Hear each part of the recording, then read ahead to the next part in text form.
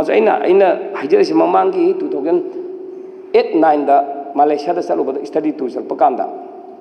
ꯃꯈꯣꯏꯗꯗꯤ ꯗ꯭ꯔꯒꯁꯤ direct ꯐꯥꯔꯃꯥꯁꯤꯗꯤ hang ꯇꯧꯕꯒꯨꯝꯅ ꯃꯤꯁꯦ ꯂꯣꯏꯅ ꯑꯦꯛꯁꯄꯣꯏꯜ ꯇꯧꯊꯣꯛꯑꯦꯕ ꯑꯗꯨꯅ ꯃꯣꯏꯁꯤ ꯑꯗꯨꯃꯛꯇꯀꯤ ꯑꯗꯨꯒ ꯗ꯭ꯔꯒꯁꯤ ꯆꯥꯔꯤꯕ ꯃꯤꯁꯤꯡꯁꯦ ꯐꯖꯅ ꯁꯔꯀꯥꯔꯅ ꯄꯨꯔꯥ ꯆꯥꯏꯊꯣꯛꯇꯅꯕ ꯍꯥꯏꯅ ꯄꯨꯔꯥ ꯀꯣꯚꯔ ꯇꯧꯔ ꯊꯝꯃꯦꯕ ꯇꯣꯉꯥꯟꯅ ꯌꯥꯝ ꯅꯨꯡꯉꯥꯏꯅꯁꯨ ꯊꯝꯃꯤ ꯑꯗꯒꯤ ꯒꯥꯔꯤ ꯊꯧꯍꯜꯂꯤ ꯄꯩꯁꯥ ꯇꯥꯜꯍꯜꯂꯤ ꯑꯗꯨꯒꯤ ꯃꯊꯛꯇ ꯃꯣꯏꯁꯦ ꯑꯃ ꯁꯝꯅꯗ꯭ꯔꯕꯅꯤ ꯍꯥꯏꯗꯅ ꯀꯩꯒꯨꯝꯕ ꯄꯣꯖꯤꯇꯤቭ ꯑꯣꯏꯔꯒ HIV/AIDS ꯄꯣꯖꯤꯇꯤቭ ꯑꯣꯏꯔꯒꯅ ꯇꯣꯉꯥꯟꯕ ꯑꯃ ꯑꯣꯏꯗ꯭ꯔꯤꯕ ꯃꯤꯁꯤꯡꯗꯨꯅ ꯇꯣꯉꯥꯟꯕ ꯑꯃ ꯇꯧꯔꯒ ꯄꯩꯁꯥꯁꯨ ꯇꯥꯍꯜꯂꯝꯕ ꯃꯁꯥꯁꯨ ꯇꯔꯨ ꯇꯅꯥꯟ ꯂꯩꯍꯟꯕ ꯑꯗꯨꯗꯒꯤ ꯐꯔꯦ ꯍꯥꯏꯔꯒ ꯃꯌꯨꯝ ꯍꯜꯍꯟꯕꯁꯨ ꯃꯌꯥꯝ ꯊꯦꯡꯅꯔꯛꯄ ꯍꯥꯏꯇꯥꯔꯦ ꯁꯨꯃꯥꯏꯅ ꯇꯧꯗꯅ ꯉꯁꯥꯏꯒꯤ ꯍꯥꯏꯔꯤꯕ ꯗ꯭ꯔꯒ ꯇꯧꯔꯨꯕ ꯃꯤꯁꯤꯡꯁꯦ ꯃꯁꯤꯕꯨ ꯑꯩꯅ ꯃꯁꯤꯒꯤ ꯑꯩ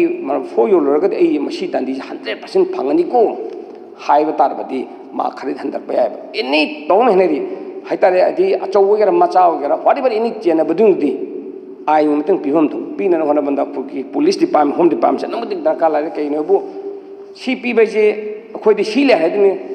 ꯂꯣ ꯀꯣꯠꯅ ꯄꯤꯔꯛꯇꯣꯏꯅꯤ ꯂꯣ ꯀꯣꯠꯅ ꯄꯤꯕ ꯃꯇꯝꯗ ꯑꯩꯈꯣꯏ ꯆꯥꯔꯖꯁꯤ ꯊꯥꯡꯒꯠꯂꯛꯄ ꯃꯇꯝꯗ ꯊꯦꯡꯊꯔꯒꯗꯤ ꯄ꯭ꯔꯣꯕ꯭ꯂꯦꯝ ꯊꯣꯛꯇꯣꯔꯤꯅꯤ ꯑꯗꯨꯅ ꯉꯁꯥꯏꯒꯤ ꯑꯁꯨꯝꯕꯁꯦ ꯇꯧꯕꯤꯕ ꯌꯥꯕ꯭ꯔꯥ ꯍꯥꯏꯗꯅ ꯑꯩ ꯅꯤꯡꯁꯤꯡꯖꯕꯅꯤ ꯑꯗꯒꯤ ꯑꯃꯅ ꯂꯥꯁ ꯀꯣꯏꯁꯟꯗ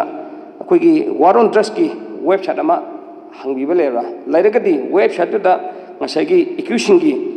ꯋꯤꯠ ꯐꯣꯇꯣꯒ꯭ꯔꯥꯐ ꯑꯗꯨꯒ ꯃꯥꯅ ꯐꯥꯔꯤꯕ ꯇꯧꯕ ꯄꯨꯝꯅꯃꯛꯁꯤꯡꯁꯦ ꯃꯗꯨ ꯌꯦꯡꯕ ꯌꯥꯕ꯭ꯔꯥ ꯃꯇꯨꯡꯗ ꯍꯥꯏꯅ ꯑꯣꯅꯔꯦꯕꯜ ꯁ꯭ꯄꯤꯀꯔꯒꯤ ꯊ꯭ꯔꯨꯗ ꯑꯩ ꯑꯣꯅꯔꯦꯕꯜ ꯂꯤꯗꯔ ꯍꯧꯖꯤꯛ ꯅꯤꯡꯁꯤꯡꯖꯔꯤ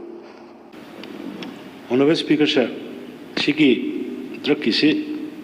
mayam loina khanani masi amna serious threat ni koi ngasi ki generation na madi future generation da masi ki damakta ni koina war on drugs aidana 2018-19 dagi hogdok charakanda kanna sathar ga lakmasi 17 gi hek aur podigi hoji phawko da phari bi misi 2158 ni hujik jail da judicial custody leis convict ogrisi convict over mi tara mari amaga hujik mi tara ma thoi jail da lebang with punna 25 conviction si sahi trauma piba kabudu dum hakibin trauma piba tara mari piba tara piba tare piba koigi kangbu tawriba kangbu si tawgena tawbusu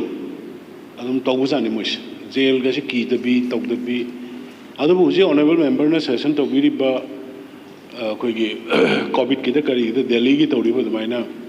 adu ai kano ga tanar ga yengsage madu kari to bu yage hena mayamna honorable member na habi mayamda hena awareness pin na bugi mayamda masigi sumam do ri yadini habi khangan na bugi ne ko phana kan di hona bna du difference means the honorable member na people suggestion du tawrga ikoi tawjage aduga huji exercise target karba 697 case court kan tawri ndps special court link kare aduna athuba matamda result adum thuna positive oina lakane na khalli maram de huji se koi drug ki mapanda ki kauraga training si am tawle honorable speaker sir kamaina fani phaba matamda magistrate ma yawgadabani madugi keno du kamaina test kamai tawni kanana witness wo hengani hekta police station da puba yabra court per haibana siwa so many technically mayam amale haiba singdu hojikti loophole du leitana baine ko yam kanna mapandagi NBS ki karigi central ki team CBI ki adagi NIA ki karigi mayam yauna training se khoi yam phajana paikhalaga honajari aduna yamna sidaida laibak thibse khoi government ki employee khoi drug sibu phana na ba torumba kangbu gi marak tagi yorpus singarang na asam da fai ai du asam rifle gi personnel mi yawre police mi yawre adagi sidaida police tariat hana gi khoi phaba se yoram police tariat aduga veterinary da service to bomaga yawram mi bas tawrise masina phaga do ba miduna karbadu yoksal lakuri na masi gi pochne blemis phaga do miduna karbar si yoksal lakuri na maduna madugi pot difficulties leib aduna huje khoi am kanna police manung da su khoi madugi antecedent kana kari karam ba background leib mino se khoi thigal hali transfer posting khoi yam kanna khoi keno dagi lok tho hali natai sada mafam drug ka khar border area da leib missing da drug samnaba ya missing khoi border area da na jaga to police station ga tamdana be khoi kana honari adamai to guna ꯑꯗꯨꯒ ꯍꯧꯖꯤꯛꯀꯤ ꯈꯕꯔꯗ ꯀꯔꯤꯗ